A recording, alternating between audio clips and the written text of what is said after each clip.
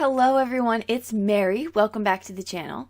So I am diving into this month's Spellbinders Large Die Kit of the month, and we are going to be playing with something pretty unique. So lately Spellbinders have been sending us a lot of buildable type of dies. And so this month it's really kind of refreshing and kind of a break from the intricacies of those dies, which are awesome and you've all seen how great they are. But it's kind of nice to just cut and go. And so that's really what I'm going to be maximizing here for this kit for this month. So what we have here are a myriad of different shapes for your cards. So essentially the idea is to cut a shape at the bottom of your cardstock and to kind of have inlays on top of it. So that's really what I'm showing you here. And you get a die cut, or you get a die and then one that matches the underlay. So we're going to see what all that means as we go through. So the first thing I'm going to do is I'm going to pull out my Spellbinders die cutting machine and I'm going to line up some of these dies on some white cardstock. So if you've been watching my monthly Spellbinders videos, I like to die cut in white cardstock first. It gives me an idea of what I'm working with and what it's going to look like once it's all cut out. So I run this through my die cutting machine.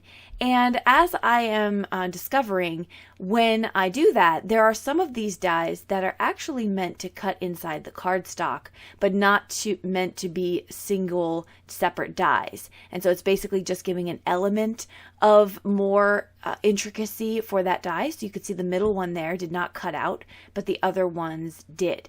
And so that's the difference between some of these dies. And that's why the underlay goes with multiple of the dies, because it's going to give that shape both for ones that you cut out and ones that you cut into the paper. So this is all, again, going to make more sense as we go through the process. So I don't make cards start to finish here in the video. I kind of piece them together, and I'm going to show you different techniques that I use the dies for.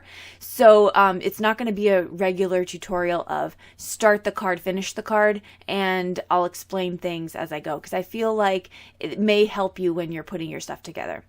So I pulled out a piece of cardstock I had in my stash, this really beautiful foiled pattern paper, and I'm going to cut the die that goes inside the cardstock, meaning it doesn't cut it away from the cardstock.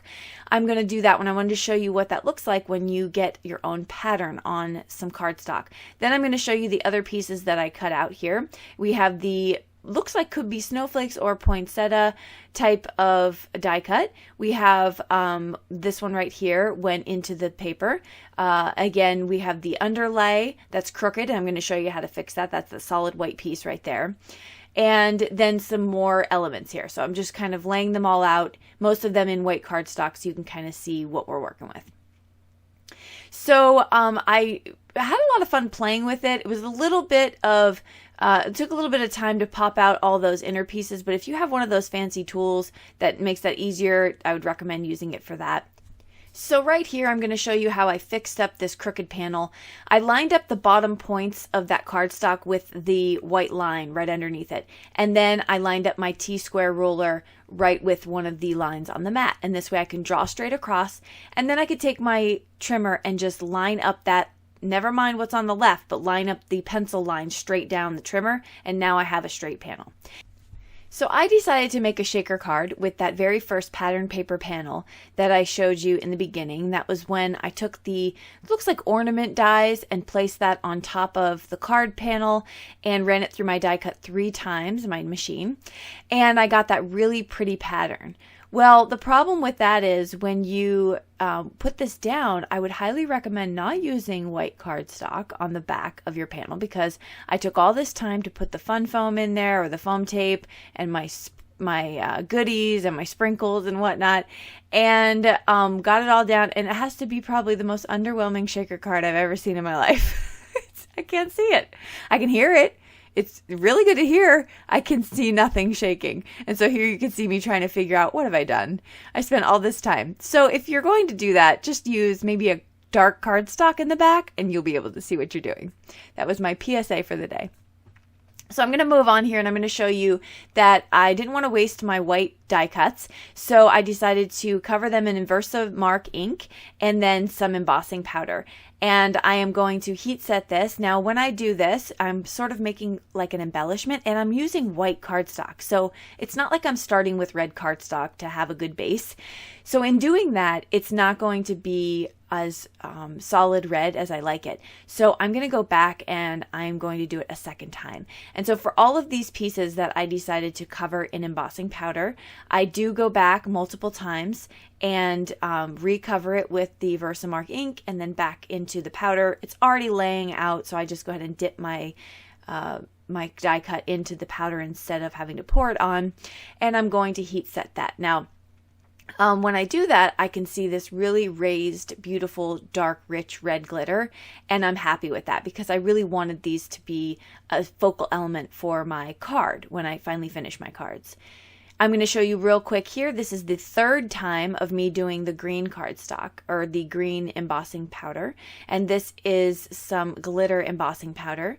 Really a lot of fun. I love the element. And I also, when I put this piece through my die cutting machine, I got an indentation on it that if I used ink blending on this panel, it would have shown up because it was almost embossed. So when I used glitter embossing powder, it did not show up. So that was perfect. And then this one, just a regular old gold.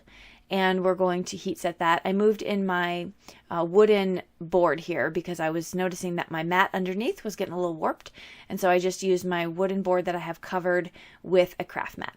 Okay, so we're going to switch to some ink blending, and I'm going to pull out these 3 colors of Distress Oxide, and I'm going to use a makeup brush and just go back and forth and get a nice smooth blend on this card right here. So I really wanted to do multiple types of cards with this die set. So I have some traditional looking holiday cards, and then I have some on the more pink, purple, teal type color theme. And so for here, when I put this ink, the leftover ink that's on the craft mat, what I decided to do next, you can start to notice that some of those colors you pick up have like a purple hue. And so I'll show you that in a bit. But I took some Hero Arts, I believe this is, some shimmer powder or shimmer spray. And I'm just using that as sort of that look of wintry sky type thing. I'm going to do ink smushing next with the leftover ink, and it wasn't enough leftover ink, so I had to add some more to my panel here on my craft mat, and then I was going to add a little bit more of that layering look. I am heat setting it in between. Now when I heat set with my dual heat set tool, I like to do the lower heat for the drying of a panel and the higher heat for embossing. That's just my preference. So you can see I put some more ink down, and then I'm going to go back and pick up some more of that color. And you can kind of see some of those hues of blue and purple and like a violet come out. So I thought that was really fun, and I was loving the way that this background was looking. So I tried to spray with my little mister there, but I think it's really old and clogged. So I just had to pull it out and use the nozzle to kind of spritz on some of that shimmer powder again. You're not really able to see it as much, but it still looks pretty. Now I'm going to use these dies for a stencil. I'm going to make a stencil out of this really thick cardstock here. You can use acetate, you could use vellum, anything you want, but I opted for this shape because I wanted it to cover the whole front of my panel. So we're going to get to that in a second. But I am going to pull out my favorite technique here, which is the colored cardstock and then pulling in darker inks to give it that cloudy look, or just kind of like that ombre look. So I know if you're tired of this technique, I don't know what to tell you. I'm just really loving it. So it's probably going to be a staple for a while. I'm really obsessed with it. It's just so pretty and it's so easy, especially when you're already using colored cardstock underneath. This might be how I get through my stacks of colored cardstock because they've been sitting in their home for probably about 5 years being unused. So this might be good for that. I'm just going to place this on top of my card panel, and I did tape it on the back. I'm going to pull that up, and now I have a fun little embossed, because I used Ulta New embossing paste, just kind of raised up look here. So I put that off to the side to dry. I am going to use the underlay of this die to kind of see what we can get here. And I'm just going to line this up so I know that it's going to go through straight. I'm going to remove the red die cut to actually die cut this part of it, but I needed that to help me guide, make sure it was straight. Run that through. We'll come back to that card again. I told you I was all over the place with this. I'm just showing you the techniques of what I'm doing. You'll see the final finished cards all at the end. I decided to go with this one very traditional in colors. So we have a very common type of background here with the flowers that are relevant to Christmas or holidays. And then I'm going to put the green glitter embossed panel right on the top there lined up. And I'm going to leave a space at the bottom for my sentiment. So I used some art glitter glue to lay all that down. And then I have this Merry Christmas die, which I'm so sorry, I don't know where I got it. It's been with me for years, and I use it every holiday season. I just love when you have those staple pieces that you just keep going back to. But I decided to cut that out in some red cardstock, and it's not bright red. It's more of like a maroon type red, somewhere in between there. And I'm going to place that down. I feel like that's just a really pretty addition there on the white space at the bottom. Now I do take some embellishments for this one. First I'm going to make my Merry Christmas glittery with a Nuvo sparkle pen. And then I'm going to add some cloud Nuvo drops to the top in gold. And you'll see those in the close-up. They're beautiful. Those cloud drops, oh my goodness, they are probably my favorite. And now moving on to the other panel, you can see I did the same in cutting out the bottom, but I used some colored cardstock on the back. So now you can see that color pop through the bottom there. And I did a coordinating die cut with the Merry Christmas on for this one. Using some art glitter glue again, I'm going to start putting my card panel together. And I decided to do the same kind of thing with the Merry Christmas here in a minute. And that's going to be to add some sparkle to that as well. So I left a little bit of a border for this cardstock underneath. I thought that was a little bit of fun to kind of keep the ability to see the coordinating pieces come together. Again, art glitter glue. This is my go-to glue. I don't know why it's called art glitter glue. I guess because it's good for glitter cardstock or whatnot. But there is no glitter in this glue. So if you ever wondered that, because I did, there isn't. It's just regular glue. But it is fabulous and I use it for everything. I did a full glue review months ago, and since this came out as one of the top winners, I haven't really used anything else. It's just fantastic. Here's some more of those cloud drops from Nuvo. Just stunning. They're just beautiful, and they're shimmery, and they add just the perfect touch. Moving on to that card panel after it's dried, for the embossing look, I decided to take out some washi tape that I had in my stash. This is a very thin glitter washi tape. And I'm trying to pull out stuff that's just kind of been sitting that I will not get rid of, but that I have not used. So that's important to me. I'm trying to use up that. Now, the footage fairies got me, but this is what I did off screen. I took some Ranger of the Distress White Picket Fence paint and just splattered it on. And again, you'll see some more close-ups here in a minute. For the last set of cards, I made a few of these. I decided to take the die that actually cuts out of the cardstock, not into the cardstock. It cuts it out of it and you get these separate pieces. I decided to take those in multiple colors of glitter cardstock and cut them down.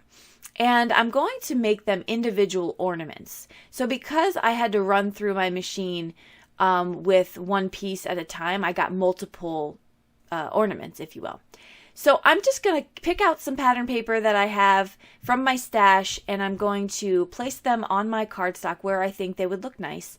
And I am going to just add strings to make them look like ornaments. If you have some sort of tree stamp or foliage stamp, you can stamp that onto your cardstock here and just kind of have it come through the top, and it looks like the ornaments are kind of hanging from that. So I thought that would be cute too. But then I'm going to show you, moving on to a different card here, some more of those cloud drops in a different color. I used gold, fairy, I'll have them listed, fairy something, and white. And this is how I put together this card. So I had a little Let It Snow die And that's going to be my sentiment. And then I'm just going Nouveau drop crazy all over the place with that one. But that will finish it up for that. Now here's a card that I show you I put together and then I changed afterwards. I thought I was going to pull out some silver ribbon and put this card together with a big Concord and Ninth Mary sentiment. But I have to tell you, once I started putting this card together, I was not feeling that ribbon. So I chopped that ribbon off and I just put the sentiment in a shadow look. And we have a Mary die here with some sparkle. Okay, so that will do it for all the cards. I'm going to show you how I finished off these cards so you can have a look at the close-ups. I really enjoyed playing with this die set this month. So if you are a member of the Spellbinders Large Die of the Month, hopefully this gave you a little bit of inspiration and maybe thinking different ways to use your dies, not necessarily just the way that they came. You can use them as stencils, you can use them for ink blending, and so on and so forth. So just try to let your creative juices flow and have a good time with them. Thank you so much for stopping by and hanging out with me for this month's video for Spellbinders. I'll link everything I used in the description box below. Don't forget to hit subscribe if you don't want to miss anything from me, and we will see you all in the next video. Bye-bye.